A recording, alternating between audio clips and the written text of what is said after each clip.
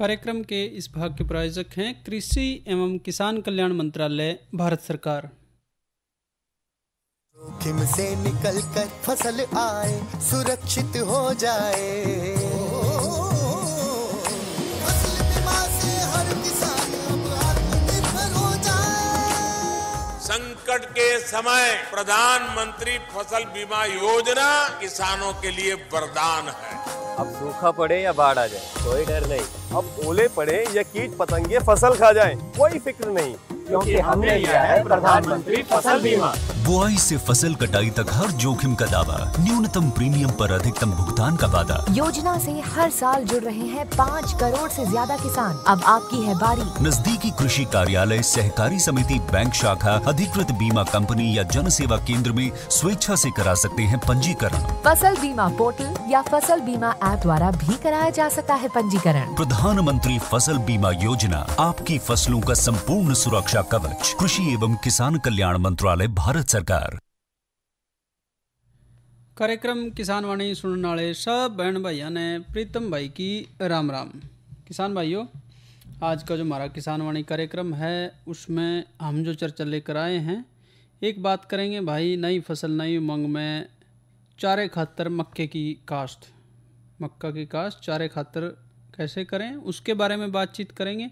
और भाई दूसरी बातचीत रहेगी वैज्ञानिक विधि से सब्जियों की नर्सरी कैसे तैयार करें। साथ ही भाई मनोरंजन भी होगा, लेकिन पहले बात सब्जियों की नर्सरी की।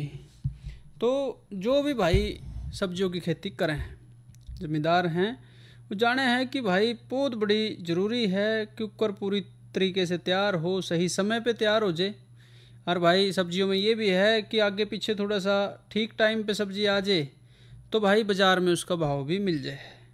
ऐसे में एक मौसम तो है भाई जिसमें कि आसानी से आप पौध तैयार कर सको हो, और एक ऐसा मौसम भी है जिसमें पौध तैयार करना थोड़ा मुश्किल काम है। पॉली हाउस में भाई किसी भी मौसम में तैयार कर ले हैं और भाई मुनाफा भी ले हैं। और कुछ ऐसी भी हमारी सब्जियां हैं जिनमें पौध की भी ज़रूरत नहीं है, जो कर मटर है, भिंडी है, गाजर है, मूली है, सलगम है, बेल वाली सब्जियाँ हैं, पत्ते वाली भी कुछ सब्जियां हैं, सेम, लोबिया, फ्रेंच बीन इस डाल की।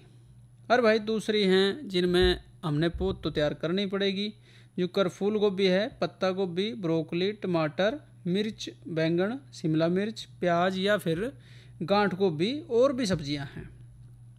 तो भाई आम जो मौसम है, साधारण मौसम, खुले में तैयार हो सके है इनकी पौध, लेकिन जिद भी गर्मी ज़्यादा पड़ती हो या ठंड ज़्यादा हो तो खुले में तैयार नहीं हो सकती। इस खातर भाई जो भी आधुनिक तकनीक है उसको अपना के जो है हम पौध ले सकें। गर्मी में पॉली हाउस में वातावरण नियंत्रित विधि से या फिर सर्दी में तापमान को बढ़ा के उच्च तकनीक या हाईटेन विधि जिसने कह दे हैं, उससे भाई हम बेमौसम में भी पौध ले सके हैं। और कई भाई तो आप जाने हैं कि इस इलाके में पौध का ही एकला काम कर रहे हैं, वो पौध उगाते हैं और पौध ने बेचे हैं।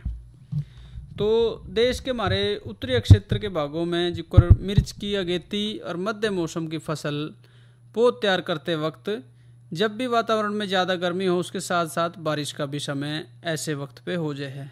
इससे पौधशाला में भाई आर्द्र गलन रोग फैलने के कारण बड़ी सारी मात्रा में पौध खराब हो जाए। इसी डालते नवंबर दिसंबर का महीना है, इनमें बसंतकालीन पौध को तैयार जब भी कर रहे हों तो वातावरण में कम तापमान होने की वजह से बीज का जमाव कम होगा, देरते होगा, बढ़वार भी जो है धीरे धीरे होगी। इससे कि पौध को तैयार करने में काफ़ी समय लगेगा। इस समय में पौध को पॉली हाउस में उगा के समय से तैयार कराया जा सके है। तो थोड़ी सी बात करें कि भाई इसके फ़ायदे के हैं और क्या क्या चीज़ कैसी जगह नर्सरी खातर चाहिए। तो एक तो भाई सीधा फ़ायदा है कि नर्सरी का क्षेत्र कम होने के कारण पौध की देखभाल आसानी से करी जा सके। मान लीजिए 2 किले खातर पौध लेनी तो थोड़ी सी जगह में बोले हैं उसने, तो पौध की बढ़वार खातर वातावरण जो है वो भी ठीक होना चाहिए। और ये भी इसका लाभ है कि ठीक वातावरण हम बढ़ा सके हैं थोड़ी जगह में। सब्जियों का बीज भाई महंगा भी है, एक एक दाने के एक एक पौधे की देखभाल चाहिए। ये भी भाई छोटे क्षेत्र में हो सके है। पौधशाला का जो हमारा क्षेत्र है छोटा होने की वजह से बीमारियां और कीड़ों से भी बचाव बेहतर तरीके से हम कर सके हैं।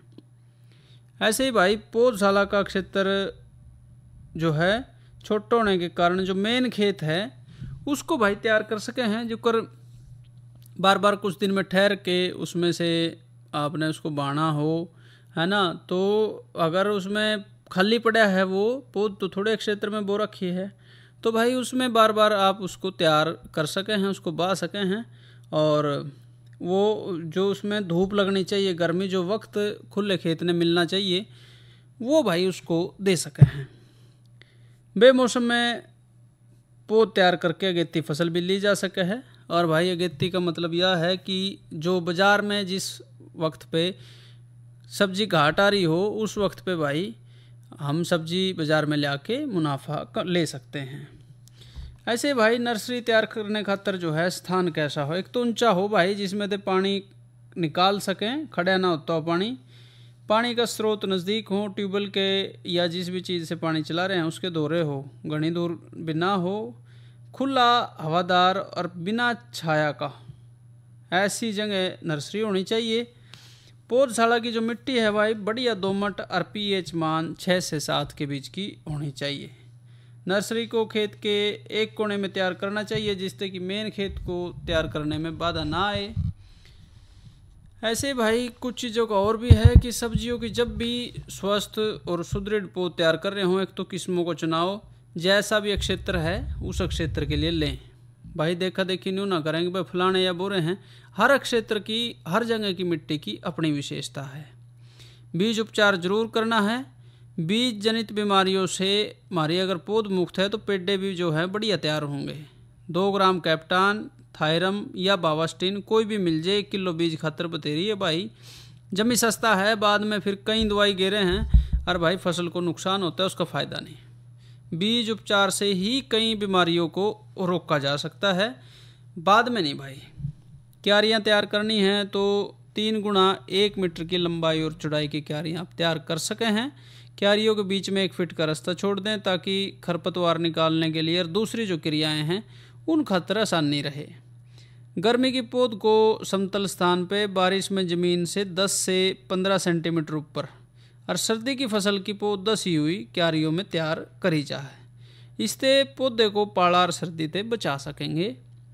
खाद भी देना है भाई। 1 मीटर चौड़ी नर्सरी की जो क्यारी है उस खातर 10 किलोग्राम गोबर की सड़ी हुई खाद, 100 ग्राम यूरिया, 150 ग्राम DAP ये देना है भाई। 120 ग्राम म्यूरेट ऑफ पोटाश को भी नर्सरी बोने से पहले मिट्टी में अच्छी डालते मिला दें। ये खाद की बात हुई। साथ ही भाई क्यारियों को उपचार और बिजाई, उसके लिए नर्सरी में पौध को रोगों से बचाने खातर क्यारियों की मिट्टी का उपचार करना जरूरी है। बिजाई से 1 दिन पहले नर्सरी की एक क्यारी में 20 से 25 ग्राम बावास्टिन या कैप्टन दवाई को मिला के भी मिट्टी को हम तैयार कर सके हैं। और बारिश का जो मौसम है उसमें फॉर्मेल्डिहाइड जो रसायन है उसको भी भाई इस्तेमाल कर सके हैं। बीज की बिजाई 1 से 2 सेंटीमीटर गहराई पे और 5 से 10 सेंटीमीटर की दूरी पे नालियों या फिर कतारों में करें। छोटे बीजों की गहराई गाढ़ और भाई बड़े बीजों की ज़्यादा, ये हम रख सके हैं। बिजाई के बाद गोबर की जो बारीक खाद है उसकी एक पतली परत से उसको ढक दें। इसको दोबारा से 2 ग्राम प्रति किलोग्राम गोबर की खाद की दर से कैप्टन दवाई ऊपर से डाल सके हैं ताकि गोबर की खाद के अंदर भी भाई जो भी बीमारियां मौजूद हैं या कीड़े हैं वो मर जाएं। और पानी जो है भाई वो शाम के वक्त लगाना है फुहारे से। सर्दियों में पौध 5 से 6 हफ्ते में और गर्मियों में भाई लगभग 4 हफ्ते में तैयार हो जाए है।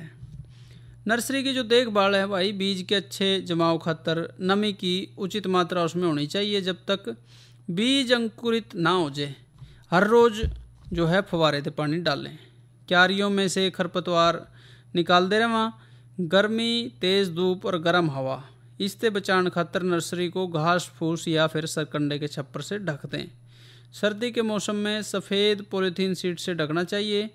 कीड़ों का प्रकोप होने पे कीटनाशक दवा जैसे मेलाथियान 50 cc इसको ले सके हैं 1.5 से 2 मिलीलीटर प्रति लीटर पानी के घोल में और 10 दिन के अंतराल पे छिड़काव कर सके हैं। ऐसे भाई पौधरोपण की बात करें तो नर्सरी में पौध की लंबाई जिद भी 10 से 15 सेंटीमीटर हो जाए या फिर 4 से 6 पत्ती निकल आएँ तो भाई खेत में लगाने खातर हम मान सके हैं कि हमारी पौध तैयार है। पौध को खेत में लगाने से हफ्ता पहले पानी की सिंचाई बंद कर दें। इससे पौधों में प्रतिकूल जो वातावरण है वो सहन करने की ताकत बढ़ जाएगी। और पौध उखाड़ने से पहले दिन फव्वारे से हल्का पानी डाल लें ताकि पौध उखाड़ते समय जड़ें ना टूटें।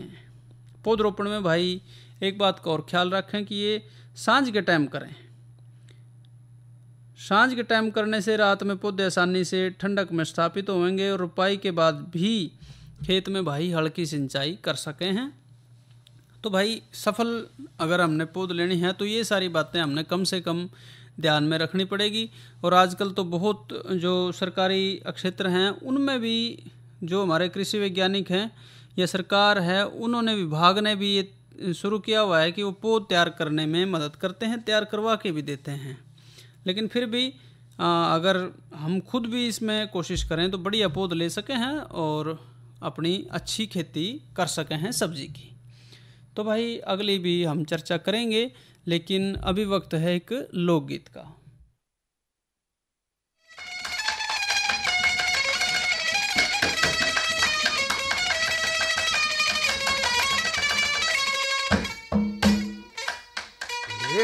लेना एक न देना दो,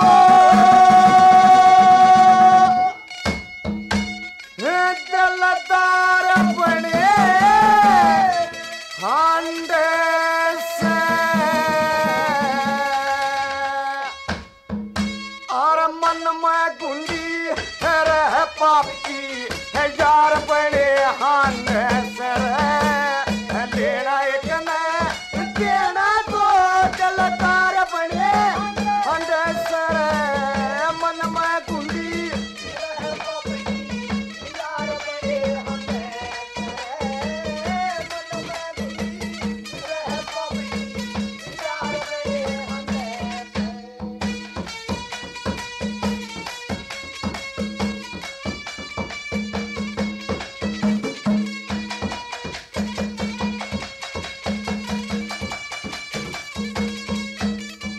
और नई नई यारी लग प्यारी ऐब पाछले ढक ले और को न जाने फर्ज यार का पाप पंख में पकले।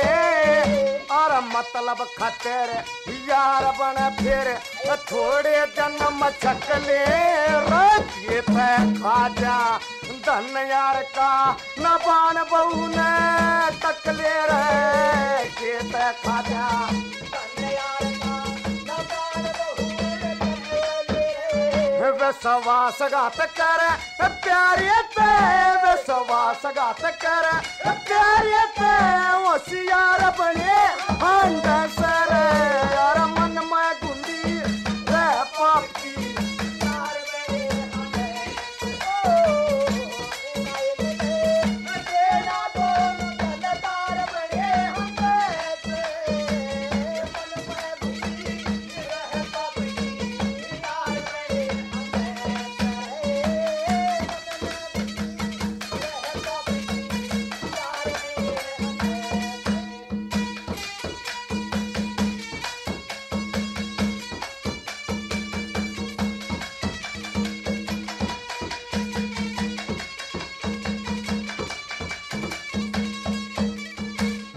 मतलब खतर बड़े पेट में, मतलब खतर बड़े पेट में कर कहने डंकाना। और गरज लकड़ जा पास पकड़ जा सारे कह बसराना। और सारी दुनिया कया कर कर यार यार निशाना रे। उसे आंडी छेक कर और उससे आंडी खाना रे। उससे आंडी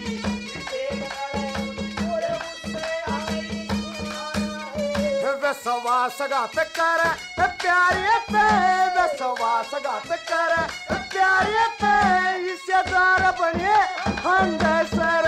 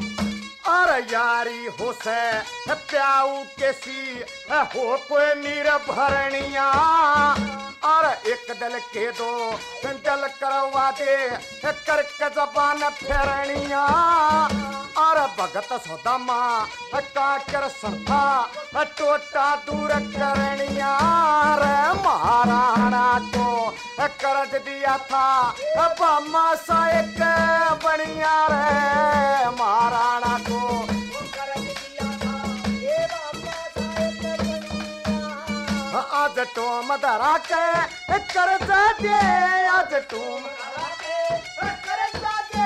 साहूकार बने हंड सर मन में गुंडी रह पापी यार बने हंड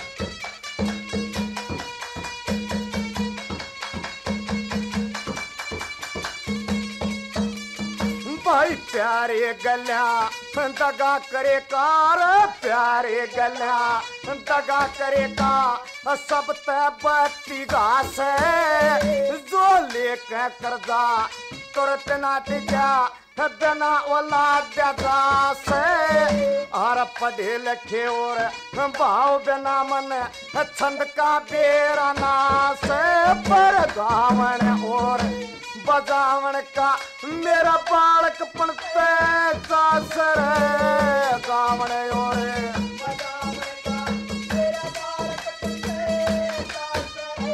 आज मेरे कैसे लक्ष्मी चंदे आज मेरे कैसे हजार बने हंद सर मन में गुंडी रह पापी यार बने हंद सर तेरा लेना एक मैं देना और मन में गुंडी रह पापी यार बने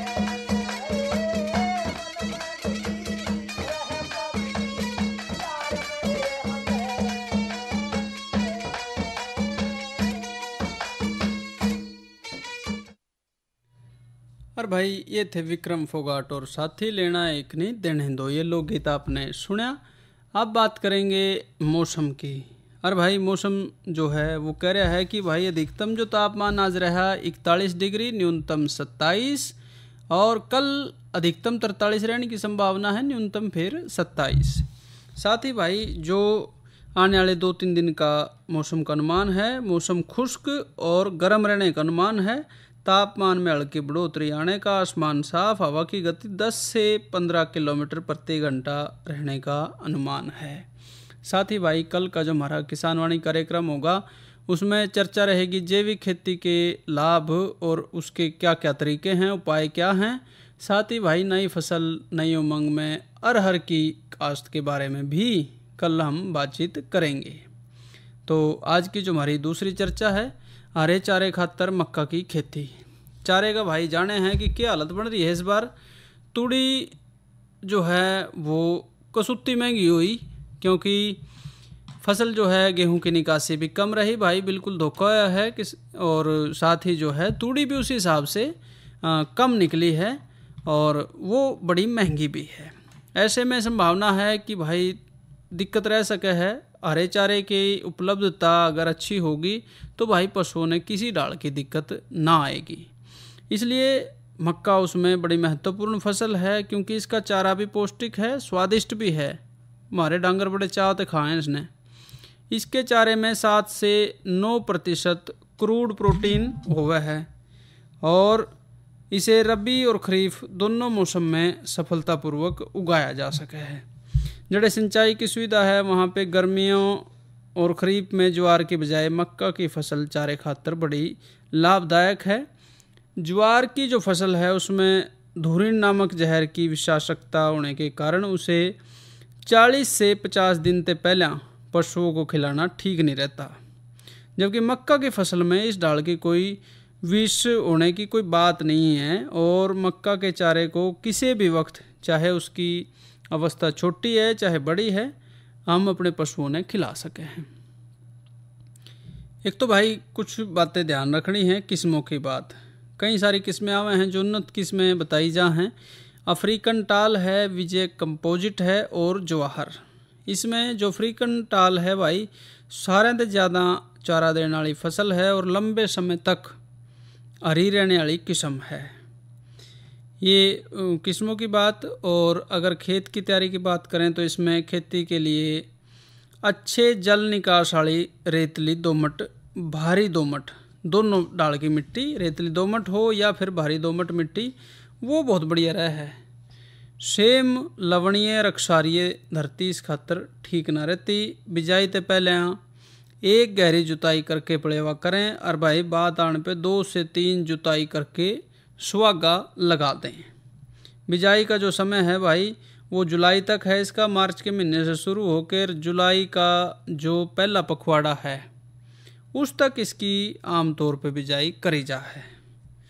बीज और बिजाई का जो ढंग है उसकी भी बातचीत करें तो भाई मक्के की बिजाई के लिए 24 से 28 किलोग्राम बीज प्रति एकड़ पर्याप्त रहे है। ये बीज की मात्रा है 24 से 28 किलोग्राम 1 किले का। और बिजाई ते 30 सेंटीमीटर चौड़ी पंक्तियों में बिजाई इसकी करनी है। मक्का और लोबिया इसकी मिश्रित खेती खातर मक्का के बीज की मात्रा बिजाई के अनुपात में कर देनी चाहिए और लोबिया के बीज की मात्रा 5 किलोग्राम प्रति एकड़ रखें। यानी कि मक्का और लोबिया की अगर इकट्ठी भाई खेती ले रहे हैं तो मक्का के बीज की मात्रा बिजाई के अनुपात में कर दें और लोबिया के बीज की मात्रा 5 किलोग्राम प्रति एकड़ रख सके हैं। साथ ही भाई मिश्रित खेती खातर बिजाई भी इस डालते करनी है कि मक्का की हर 2 पंक्तियों के बाद एक पंक्ति भाई एक लाइन जो है वो लोबिया की आ जाए।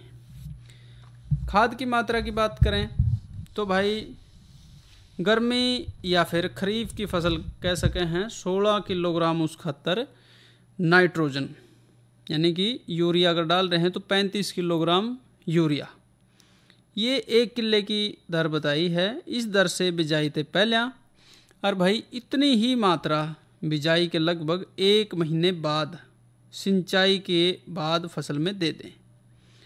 अगर मक्के की केल लोबिया की भी बिजाई करनी है तो भाई 16 किलोग्राम फास्फोरस या फिर यूँ कह लो कि 100 किलोग्राम सिंगल सुपर फास्फेट जो अब है वो 1 किले के हिसाब से बिजाई से पहले खेत में ड्रिल करना है।